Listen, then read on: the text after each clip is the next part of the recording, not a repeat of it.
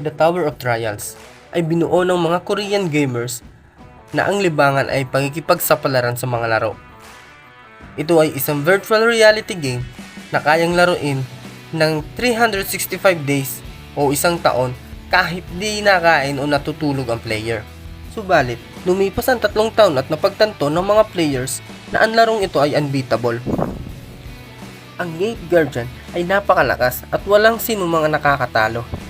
At ang Arctics naman ay mayroong negative 60 Celsius na kayang pumatay sa loob lamang ng isang oras.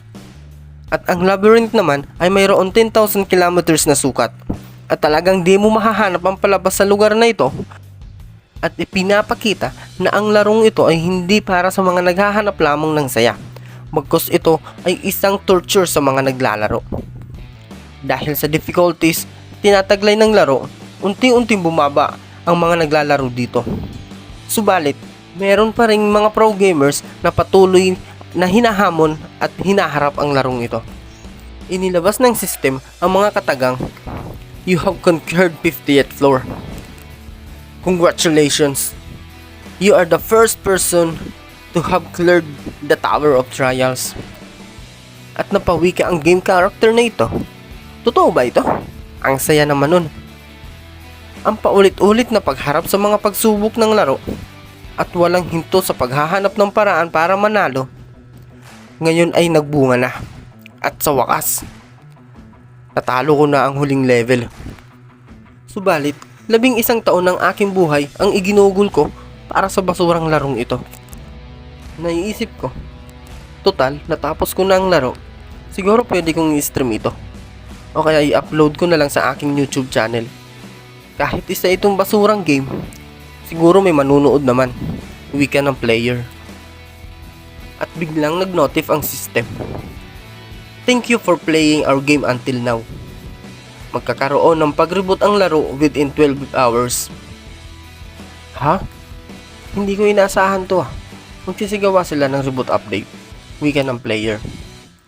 Kahit na magkaroon pa ng reboot update, wala na akong balak pang laruin ang game na ito. At ipinapakita na si Kang Jin-wook pala ang nakapag-clear ng Tower of Trials. At lumipat ang ating eksena na ipinapakita naka-livestream ang ating bida at ginagawa ang kanyang content na pagmumukbang habang ito ay nainom ng alak. At napagtanto ng ating bida na balak niya nang mag-quit sa pag-i-stream at i-announce niya ito kinabukasan. At lumipat ang eksena na ipinapakitang nakaubos na siya ng 3 bote ng sojo at tuluyan na ngang nawalan ng malay si Jinhyuk sa ibabaw ng kanyang kama. Habang mahimbing na natutulog ang ating bida, mayroong kakaibang nangyari sa buong bansa ng Korea. Nagsilitawan sa mga screen at mga cellphone ng mamamayan ang mga katagang human extension. Kasabay ang countdown na mayroon na lamang 58 minutes and 31 seconds na natitira bago mangyari ang human extension. Paggising ni Jinhyuk kinabukasan, naisip nitong dapat na niyang i-upload ang pag-clear niya ng Tower of Trials sa kanyang YouTube channel. At pagkapindot ni Jinhyuk sa button ng kanyang CPU sa kanyang computer, ay nagulat ito sa kanyang nakita. Ang The Tower of Trials ay naging in reality na.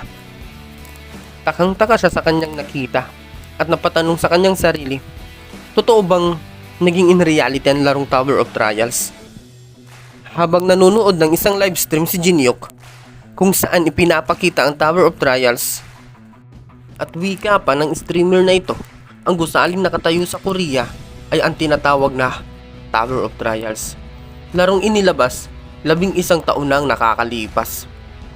At napawika ang ating bida ng paano ito nangyari. Gantong-ganto rin yung opening ng Tower of Trials nang magsimula itong umere 11 taon nang nakakalipas. Nang biglang lumitaw sa harapan ni Jinhyuk ang system at may nakasulat na Tower of Trials Reboot Version, ang unang pag-update ay tapos na.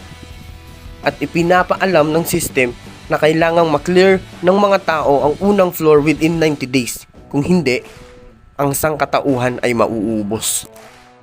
Napagtanto ni Jinhyuk na kailangan niyang maging mahinahon sapagkat ang Tower of Trials ay in reality na. Wala siyang dapat sayangin na oras. At eto na nga mga lods, isinuot na ni Jinyuk ang kanyang asul na hoodie at sabay karipas palabas sa kanyang bahay. Napaisip si Jinyuk na kung ito na ang katapusan ng mundo, bakit hindi siya kinakabahan? Subalit, napupuno ng kagalakan at pagkasabik ang kanyang puso. At lumipat ang ating eksena sa Central City ng Korea, na ipinapakitang nagkakagulo na ang mga tao at merong isang lalaki na naghahanap ng masasakyang pinakamabilis na tren papuntang Busan. At napamura na lamang ito nang malaman niyang apektado rin pala yung Busan. Wika naman ng isang lalaki, ay kailangan nating makaalis ng Korea. At biglang singit ng isang babaeng nakasalamin, "Ha? Ano bang pinag-uusapan nyo dyan? Kahit sa ibang bansa ay lumabas din ang tower na ito." At makikitang nakarating na nga ang bida sa Central City. At ito ay tumatakbo. At sinabi sa kanyang sarili, "Kapag nanatili kayo dito, sabay-sabay kayong mamamatay." At narating na nga ng ating bida ang isang escalator pababa. At sinabi niya sa kanyang sarili, hindi ito ang oras para umatras. Sa Korean server, ang lugar na ito ay pinili bilang external zone ng laro.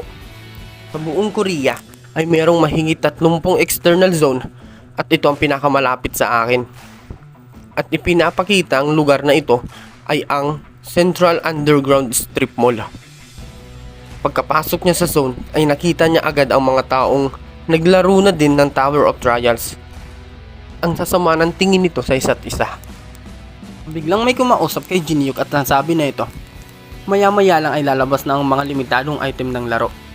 At maswerte na tayo kung makakakuha tayo kahit na 5. Di ba ikaw si Jinyuk? Haha, ikaw nga yan Jinyuk.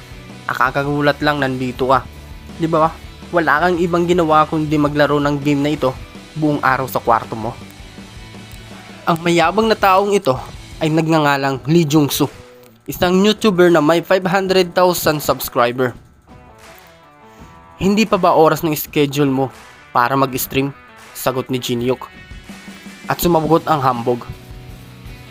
Yun ba? Meron akong streaming team para gumawa ng content sa channel ko. Anong floor ba ang inaabot mo sa larong ito?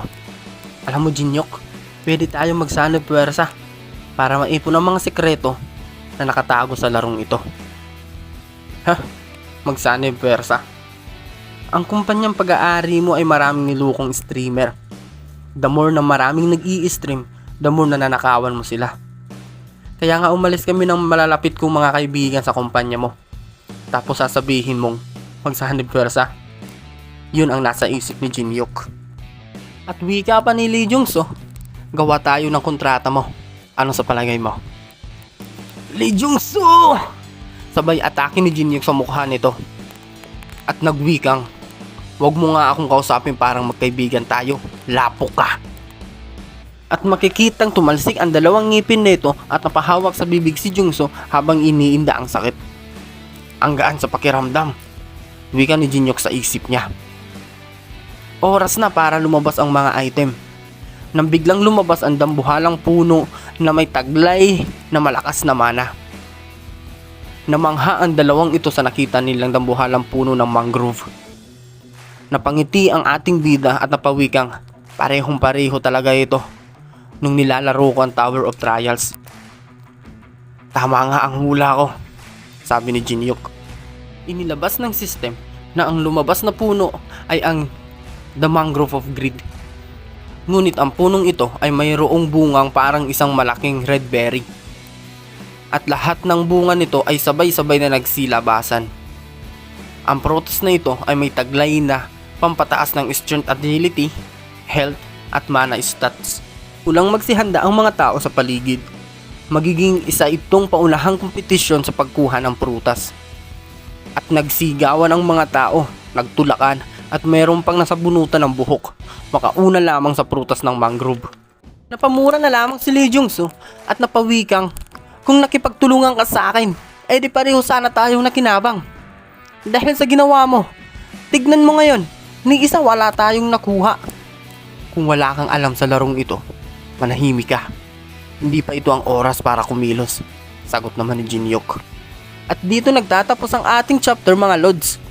Kaya please like, and subscribe para sa mga susunod na updates. Salamat!